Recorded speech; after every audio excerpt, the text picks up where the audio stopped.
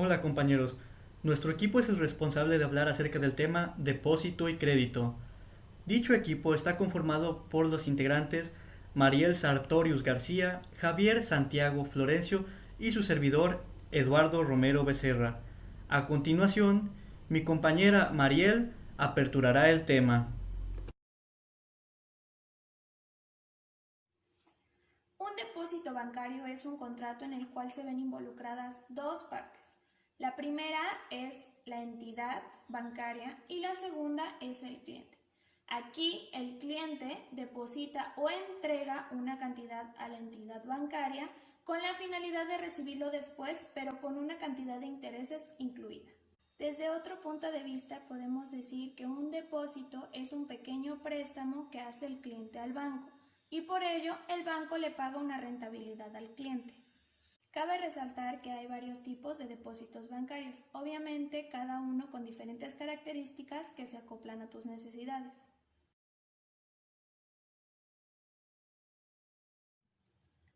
Un depósito a vista es una de las diferentes formas que un banco te ofrece para ahorrar dinero.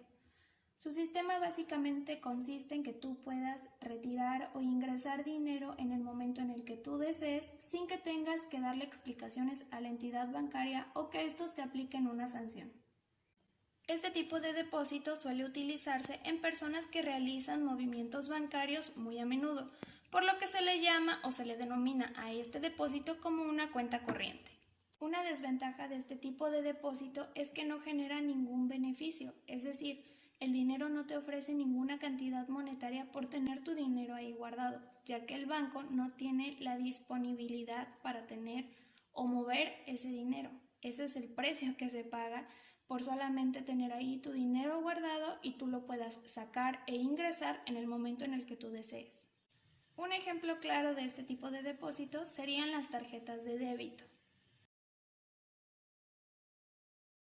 Un depósito a plazo fijo consiste en que tú depositas igual tu dinero en la entidad bancaria, pero al realizar el contrato se aclara o se estipula cuánto tiempo vas a tener ahí y el interés que te van a dar.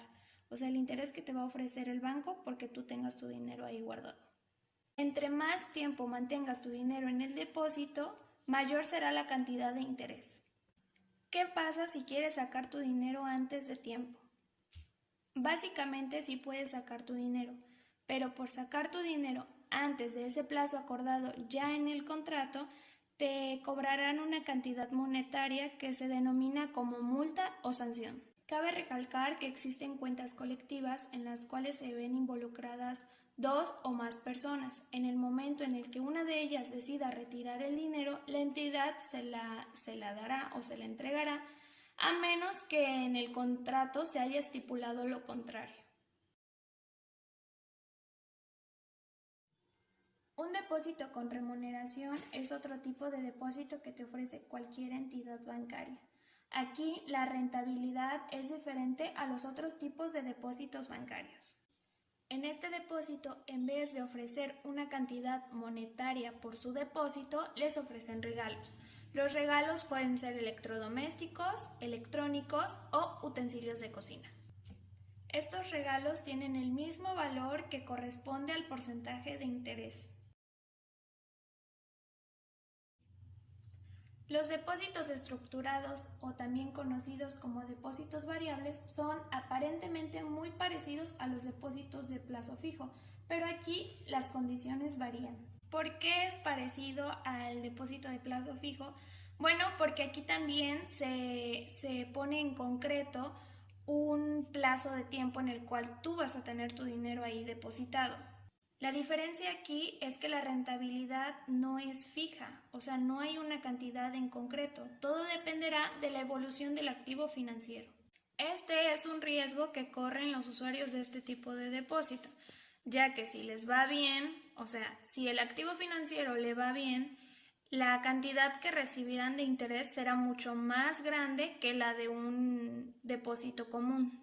Por el contrario, si al activo financiero le va mal, el cliente no recibe ningún beneficio monetario, pero la entidad bancaria asegura devolver, después del tiempo ya acordado, la cantidad depositada inicialmente. Hablamos de los depósitos bancarios monetarios. Hay que tener en cuenta que no solamente se puede depositar dinero, también se pueden depositar objetos, mercancía, ese tipo de cosas. Pero para eso no vas a ir a una entidad bancaria, sino que existen los almacenes de depósito.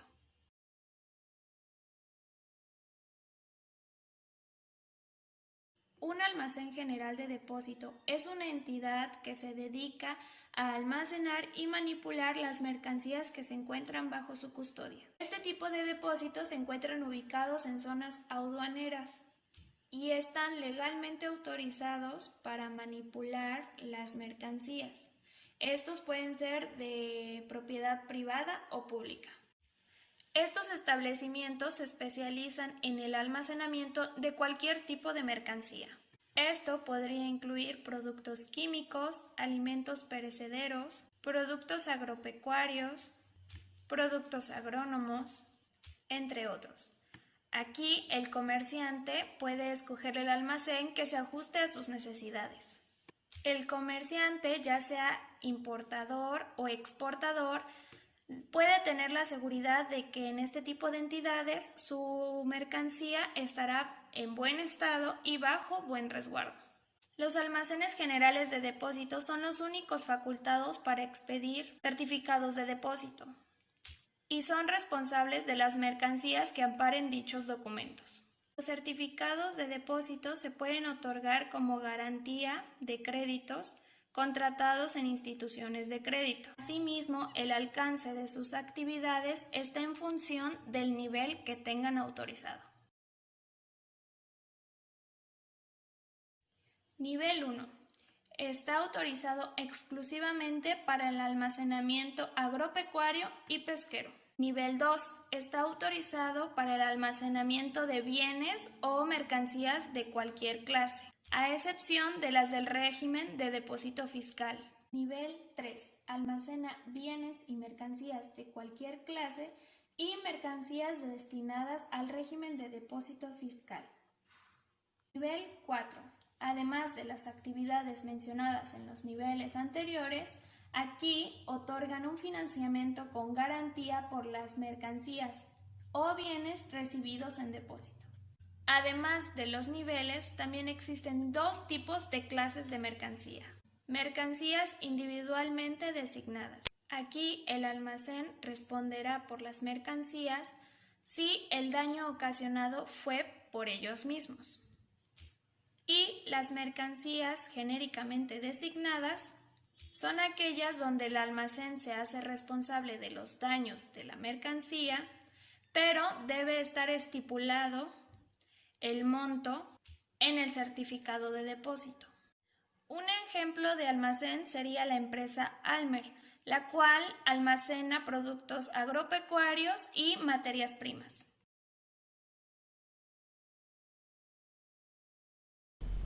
Bien, dando continuación al presente tema, hablaremos acerca de las aperturas de crédito. Al aperturar un crédito, estaremos hablando de dos personas, el acreditante y el acreditado. El acreditante es la persona que se obliga a poner en disposición de otra persona una cantidad de dinero. La persona que va a recibir esta cantidad recibe el nombre de acreditado. El acreditado hará uso de ese dinero que recibió posteriormente según los fines y maneras en que ambos hayan convenido. Posteriormente, debe devolver esa suma al acreditante. Pero es importante tener en cuenta que al hacer la devolución de dicha suma que recibe el nombre de crédito, se debe contemplar el pago de los respectivos intereses, prestaciones, gastos y comisiones que se hayan previamente estipulado en dicha virtud de apertura de crédito. Es importante tener en cuenta que si en el momento de aperturar un crédito ambas partes, es decir, acreditado y acreditante, acuerdan un límite para el importe, este límite será respetado para dicho crédito.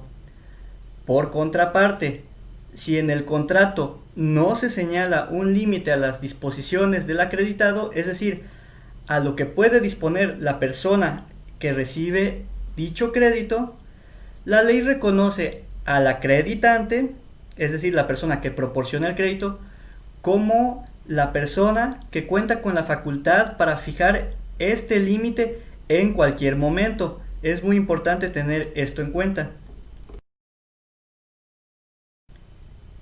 Durante el proceso de apertura del crédito, aunque en el contrato se ha ya estipulado el importe del crédito y el plazo en que el acreditado va a devolver el monto o importe al acreditante, ambas partes pueden acordar que tanto uno o ambos posteriormente puedan modificar el importe del crédito o el plazo.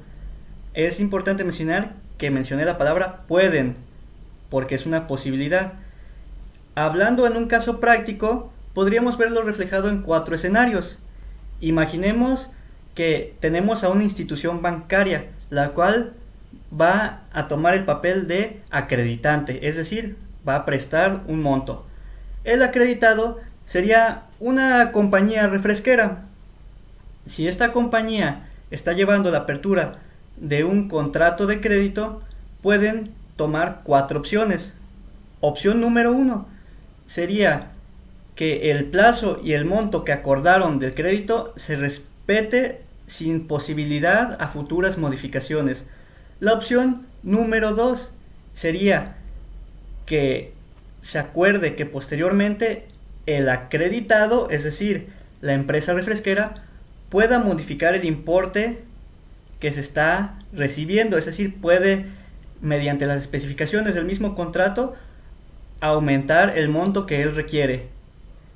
Escenario número 3, se puede acordar que el acreditante, en dado caso de alguna circunstancia específica, pueda finalizar, acortar o modificar el plazo del crédito. Escenario número 4 sería que tanto el acreditante como el acreditado puedan alterar o modificar el plazo y el monto según las conveniencias que previamente establecerán en el contrato. Esto a finalidad de que las especificaciones y acuerdos que lleven a cabo en la apertura de dicho crédito sean cumplidos y generen mayor rentabilidad para ambas partes. En el momento que nosotros aperturamos un crédito, es importante tener claros 3 conceptos: lo que es un crédito a cuenta corriente, una carta de crédito o un crédito confirmado. Aperturando con el primer tema, nos daremos cuenta que a través de la cuenta corriente de crédito, el cliente, que es normalmente una empresa o un negocio formalmente constituido, puede hacer uso del dinero puesto a su disposición por la entidad financiera, que sería en este caso el acreditante, durante el periodo de vigencia del contrato, siempre con el tope del límite máximo acordado, como vimos anteriormente. Así las cosas, la empresa o el particular van adecuando los fondos de que dispone a sus necesidades reales de financiación, es decir, lo que realmente requiere, retirando únicamente aquellos importes que le resulten precisos, los que él necesite. Es decir, el crédito puede ser por una suma, pero el acreditado va a tomar los que va requiriendo según su operación. El objetivo del crédito suele ser atender situaciones esporádicas de necesidades de financiación a corto plazo para algunos movimientos operativos. Cuando la empresa requiere flujo de efectivo o capital, es cuando utiliza estos créditos a cuenta corriente normalmente. Hablando acerca de la carta de crédito, podemos ver que esta también es conocida como crédito documentario y es una de las formas más utilizadas para llevar a cabo créditos en operaciones internacionales. Esta carta es para que el importador se comprometa y pague a su vendedor en el extranjero. Generalmente funciona como un vínculo o forma para que el acuerdo legal de los expedidores o shippers, que son los que envían la mercancía, consideren generalmente que este método de pago es mucho más seguro, ya que está respaldado por una institución generalmente bancaria. Es decir, existe la persona que va a comprar como empresa, la que va a vender como empresa, y este vendedor está respaldado, entregado previamente a una documentación por un banco o institución bancaria. Es decir, que la persona que está vendiendo puede vender a crédito con la confianza de que existe un respaldo por medio de una institución bancaria. Cabe mencionar que para esto se deben cubrir requisitos por ambas partes, es decir, debe de cumplir tanto el proveedor con sus fundamentos y requisitos legales como el comprador también, para que sea adecuadamente respaldado el crédito y utilizado también. Entonces podemos definir que una carta de crédito es el compromiso de un banco en nombre de un comprador, cliente o importador de pagar al vendedor, que es el beneficiario o exportador, una cantidad específica de dinero en la moneda acordada, porque esto se puede llevar a cabo en caso de comercio exterior, entonces hay que acordar una divisa, a cambio de que el vendedor entregue los documentos y mercancías requeridas en una fecha determinada. Esto es lo que mencionaba en cuestión de que todo debe cumplirse según lo pactado. Y bien, hablando de que un crédito está confirmado, podemos hablar de que el crédito efectivamente está confirmado cuando un tercer banco añade su confirmación, es decir, cuando se suma una garantía adicional a la del banco emisor, por lo que el banco confirmador se compromete al pago con independencia del compromiso emisor. Eso quiere decir que en cuestiones de seguridad es un poco más compleja que una carta de crédito. Esto habla acerca de que, también utilizado mucho en el comercio internacional, cuando una empresa y otra empresa tienen relaciones comerciales, ambas tienen su institución bancaria. Entonces, cuando el vendedor va a ofrecer un crédito, este puede tener preocupación o angustia porque su comprador no tenga la solvencia para pagar ese crédito por el monto que se va a prestar.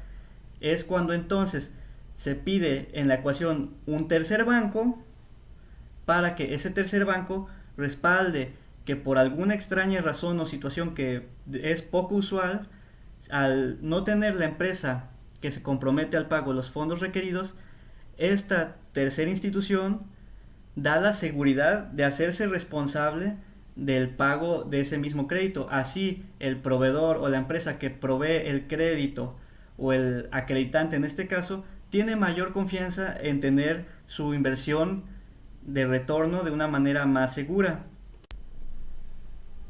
Es por eso que podemos decir que la confirmación del crédito por parte de un banco distinto al emisor comporta una mayor garantía para el beneficiario, que debe ser utilizada cuando existan dudas sobre la solvencia del país o del banco emisor, como mencionábamos. Este es un factor que también puede aportar ventajas, como lo que se busca es obtener principalmente seguridad de cobro en el banco con el que el beneficiario opera normalmente.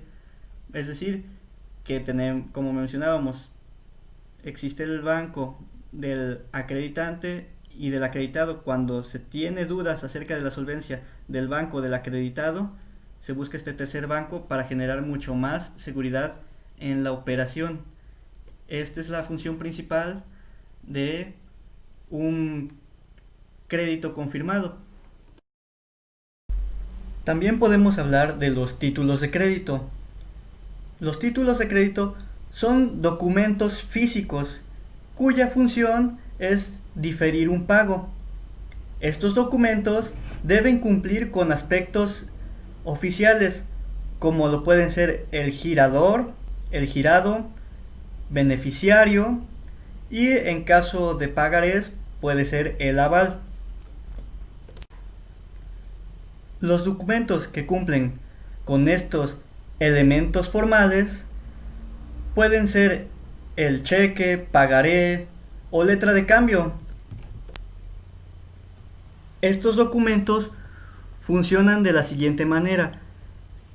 El acreditado, la persona que recibe el crédito, entregará uno de estos títulos de crédito al acreditante en símbolo de que cumplirá su promesa de pago. Pero es importante resaltar que el acreditante, es decir, la persona que proporciona el crédito, no puede transferir o hacer válida la opción de cobro de este título de crédito antes o previamente a la fecha que fue establecida en el determinado título de crédito. Es decir, si a mí me dan un título de crédito, llamémoslo cheque, y trae una fecha de cobro, lo que muchos conocen como un cheque posfechado, yo no puedo hacer uso de ese dinero antes, porque el título de crédito, que es un documento con validez oficial y formal, ya trae una fecha estimada para que yo haga el cobro como acreditante que voy a recibir por parte de mi acreditado, de la persona a la que yo le proporcioné un determinado importe. El crédito puede ser extinguido en el futuro, cesando en consecuencia de ello el derecho que tiene el acreditado a hacer uso del monto en el futuro, siempre y cuando se cumpla uno de los siguientes escenarios. Por ejemplo, escenario número 1.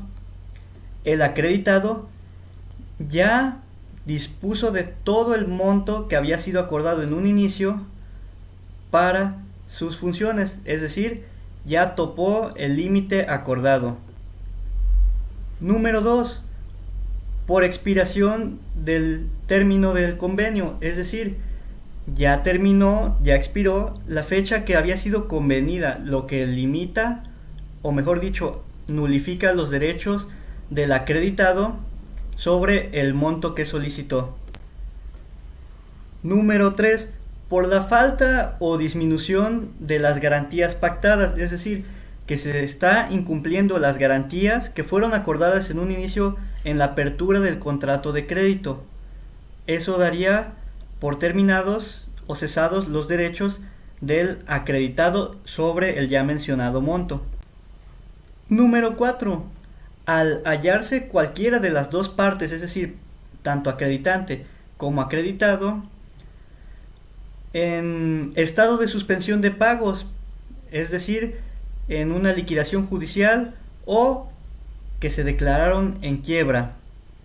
Y el último escenario sería por la muerte o inhabilitación o ausencia del acreditado, o por disolución de la sociedad a cuyo favor se hubiera concedido el crédito, es decir, que se dio por terminado la sociedad de manera legal que había fungido en este aspecto como el acreditante. ¿Qué tal, compañeros? Mi nombre es Javier Santiago. A mí me tocó la sección quinta, créditos de habilitación o de avío.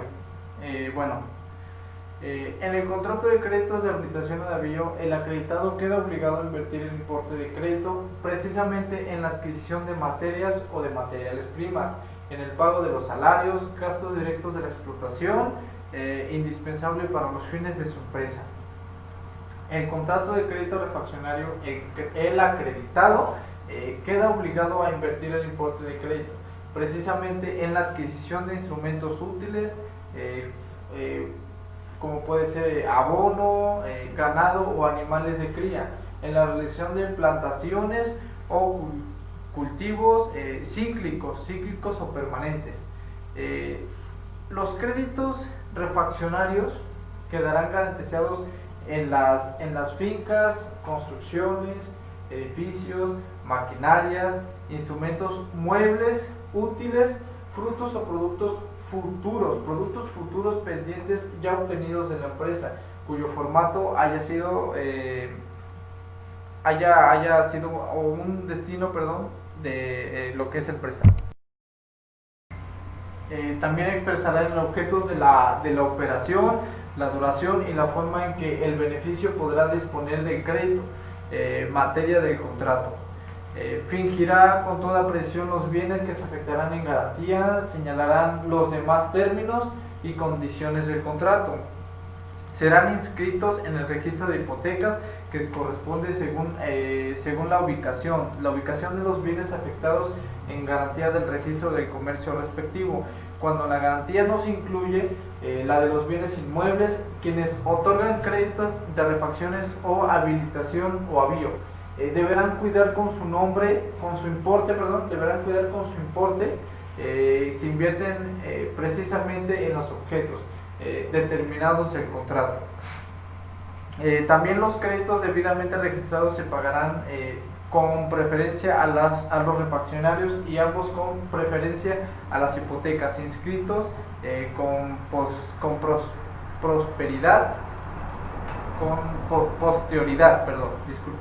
posterioridad. Cuando el traspaso de la propiedad o negocio se haya otorgado, el préstamo se ha hecho sin consentimiento previo del creador. Dará derecho a rescindir el contrato, ¿sí? A rescindir el contrato o dar por vencido anticipadamente las obligaciones y exigir su pago de inmediato. El creador podrá reivindicar los productos dados de prenda de crédito de habilitación o refaccionario contra quienes lo hayan adquirido directamente. Quien haya adquirido eso directamente o contra posteriormente hayan conocido debido a conocer la prenda constituida sobre ellos. Bueno, a mí me tocó también el tema de prendas sin transmisión de posesión, que ya es la última, el último tema que nos tocó a nosotros. Bueno, la prenda sin transmisión de posesión constituye un derecho real sobre bienes muebles que tienen por objetivo garantizar el cumplimiento de una obligación y su preferencia en el pago, conservando el deudor la posesión, tales como bienes, salvo en su caso. Los contratos mediante los cuales se documenta la constitución de garantías a través de prenda sin transmisión de posesión serán mercantiles para todas partes que intervengan en ellos, sí, algo que intervengan en ellos. El importe de la obligación garantizada podrá ser la cantidad determinada o determinable al momento de la constitución, siempre que al momento de la ejecución de esta última dicha cantidad pueda ser determinada. En caso de que el deudor se encuentre sujeto a la posesión concursal, los créditos a su cargo garantizados mediante prendas sin transmisión de posesión serán exigibles desde la fecha de la declaración y seguirán devengados. Devengados es como tener algún derecho o que te vaya a pertenecer algo. Los intereses ordinarios estipulados. Podrán darse en cuenta en prenda de transmisión de posesión los bienes muebles siguientes: aquellos bienes y derechos que abren el patrimonio del deudor al momento de otorgar la prenda transmisión de posesión, incluyendo los nombres comerciales, marcas y otros derechos. Los de naturaleza igual o semejante que adquiere el deudor de fecha posterior a la constitución de la prenda sin transmisión de posesión. El deudor prendario, salvo pacto contrario, tendrá el derecho siguiente: hacer uso de los bienes pignorados, así como combinados con otros, y emplearlos en la fabricación de otros bienes, siempre y cuando en estos dos últimos supuestos su valor no disminuya y los bienes producidos pasen a formar parte de la garantía en cuestión. Y otra también es percibir y utilizar los frutos y productos de los bienes pignorados. Pignorados significa, por ejemplo, yo me prestan un dinero y para que ellos, el que me prestó un dinero, garantice que va a regresar, yo le doy a cambio un reloj muy caro. Yo le doy un reloj muy caro, digamos que como aval que yo le voy a pagar el dinero a él. Ya una vez que pague, pues ya se regresa todo. No obstante que el deudor de una prenda, está grabando así, sin transmisión de posesión a su creador de todos los bienes muebles que está utilizando para la realización de sus actividades preponderentes, el deudor podrá dar garantía a otros creadores los bienes que adquiere con los recursos del crédito que le otorgan los nuevos acreedores. En caso de que en el contrato respectivo se establezca que los bienes pignorados deben estar asegurados por una cantidad que alcance a cubrir su valor de reposición, el deudor tendrá la facultad de determinar la compañía asegurada para que se encargue de ello. En el mencionado seguro deberá designarse como beneficiario al creador prendario. El deudor no podrá transferir la posesión sin autorización previa del acreedor, salvo pacto en contrario. Aquí sería el acreedor está obligado a liberar la prenda luego de que estén pegados integrantes al principal los intereses y los demás accesorios de la deuda, a cuyo efecto se seguirán las mismas formalidades utilizadas para su constitución. La prenda sin transmisión de posesión registrada tendrá relación sobre los créditos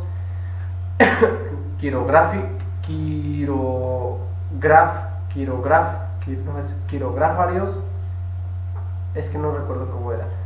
Bueno, los créditos con garantía real no registrados.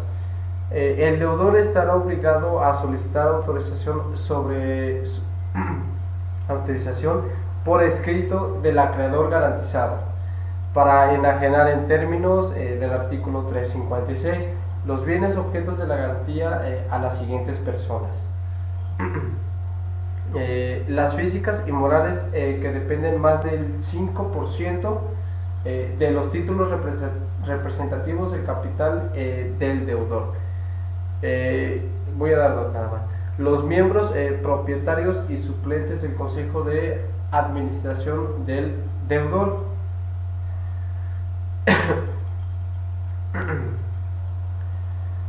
Los registradores se abstendrán de suspender o de negar la inscripción de garantías sobre bienes muebles cuya identificación se realiza en forma genérica y corresponda a la actividad preponderante del deudor, al que teniendo la posesión material de los bienes objetos de garantía otorgados mediante la prenda sin transmisión de la posesión, aun siendo el creador, transmitirá en términos distintos a los previstos en la ley grave o afecte la propiedad de posesión de los mismos, sustraiga sus componentes o los desgaste fuera de su uso normal o por alguna razón disminuya intencionalmente el valor de los mismos. Se les sancionará con prisión hasta de un año de multa, un año y multa de 100 veces al salario mínimo general diario vigente del Distrito Federal, cuando el monto de la garantía no exceda de 200 veces el equivalente de dicho salario. Eso es todo de mi parte.